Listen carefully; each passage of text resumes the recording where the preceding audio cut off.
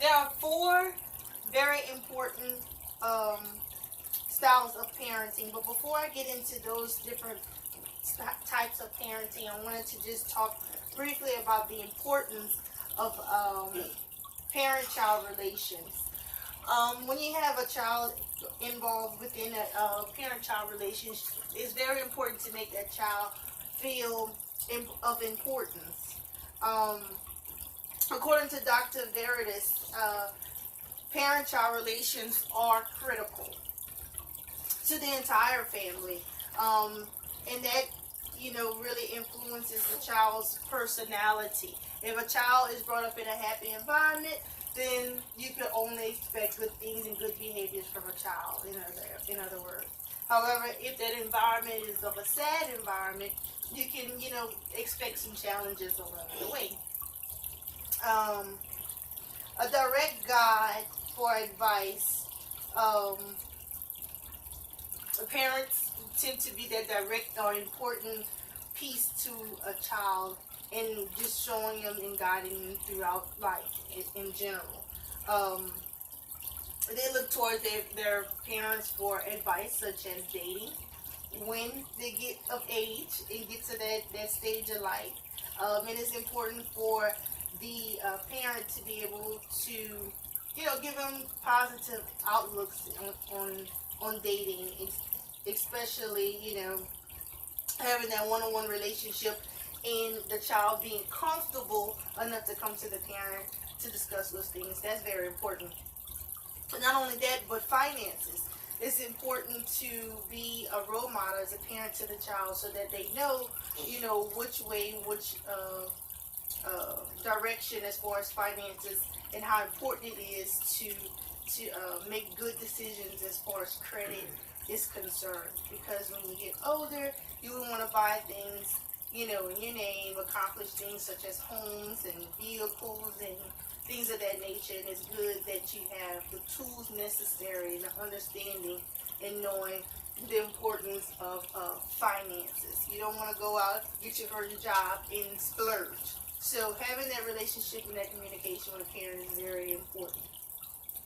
Now going into the four different types of parenting. As my diagram here outlines, four different types. You have authoritative, permissive, and uninvolved. When you look at authoritative, you kind of think of an authoritative parent as the watchdog. They watch everything the child does, and for every mistake that the child makes, they make sure that they point it out. And my example of that would be a child taking the dog out for the first time, and before they can get the leash around the dog runs off. And then the parent is upset and says to the child, "You're worth nothing." And that would be the last time, you take the dog out for a walk. That's authority. Just running over the child, don't know, exactly what happened, what occurred, why the dog ran loose, but just pinpoints all the negative that the child does. Then you look at authoritative. Authoritative parents, they take in consideration the child's feelings. They may use reward systems, for example. When you're in school, you go out, you do what you have to do in school. For every A you receive, I'll give you $5. Or potty training. You go ahead and you listen to your body and you potty train and you don't have any accidents, then you get ice cream at the end of the week. That would be categories of an authoritative parent. A permissive parent. A permissive parent is that parent that wants to be the child's friend more than a parent. My example for a permissive parent would be the child coming to the parent and said, "Mom, what you think about me going shopping today instead of attending school? It doesn't matter if I have a very important exam today. I can make that up later." And the parent says, "Okay, do whatever makes you happy." That would be an example of a permissive parent. And then fourth category would be an uninvolved parent. Uninvolved parent would be a parent that shows no interest in what the kid does. Uh, they have other hobbies that they find are more important than being the parent of the child. My example for this would be a parent going out to a very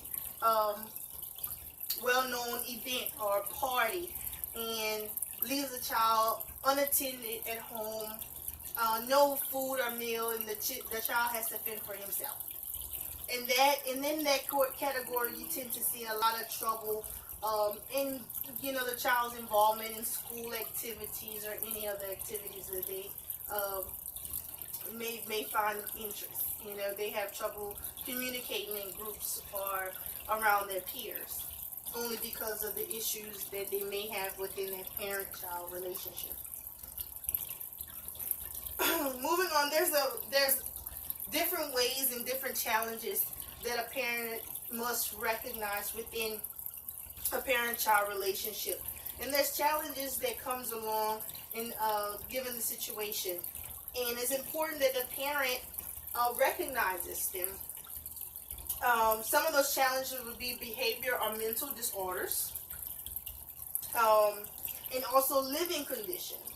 A child with mental or living mental disorders may learn or comprehend rules that the parent may set forth at a different rate than other kids.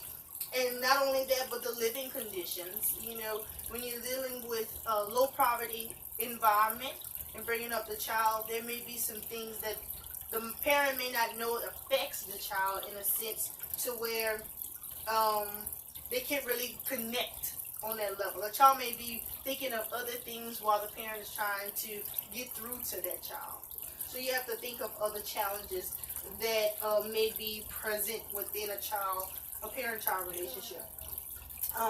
Factors that affect parent-child relationships, such as communication barriers, or the parent overreacting to a situation. If it's a teenager that breaks their curfew or doesn't come in and the parent, more concerned than anything, may be waiting at that door, without a explanation or wanting to hear the explanation of why the child might be 5 minutes past curfew. At that point, they may say it doesn't matter. You're late, you're past curfew, and this is your punishment. That could also affect the relationship between a parent and a child. So it's important for the parent to take into consideration, for this example, for instance, maybe, they got caught up wherever they were, and had a logical reason for coming in 5 minutes late. 5 minutes late is not like 2-3 hours late, So it's important, again, for the parent to understand their reasoning why. Not saying a punishment is not, in order at that point, but it's important to hear and listen to the child and see what their reasons are.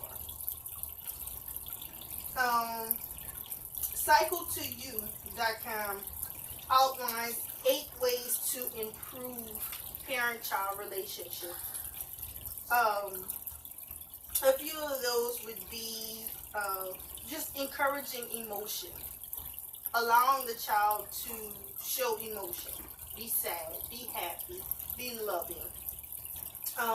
Spending time with one another is very important as well.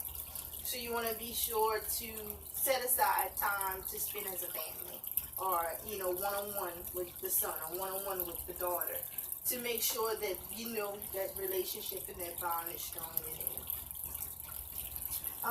Recognizing good acts, for things that they do, that you want to reward them. Hey, you did well, you cleaned up your room very good without me having to say anything. Recognizing good acts. Respecting boundaries. Respecting boundaries is kind of iffy, because some parents may say, you're under my roof, you abide by my rules. But at the same time, parents allow the child to have their space, and at the same time, allow parents to have their space at that given time as well. And a very important one is turning off technology within that time, that family time, allowing you guys to bond and actually adhere to the importance of family. So turning down cell phones, turning down tablets, turning down game systems is very important as well. So all in all, in learning or doing my research on the topics of parenting, of course, you know, there's no manual for parenting. There's no manual for being the best child possible. However, in a day-to-day given family environment, it's very important to hear one another, spend time with one another, and parents, it's important to install the betterment and the better advice to the child, so that one day, whenever they grow up and have families of their own, and they can take those very valuable lessons along with them and instill those within their child's relationship with themselves. And that is 4 types of parenting.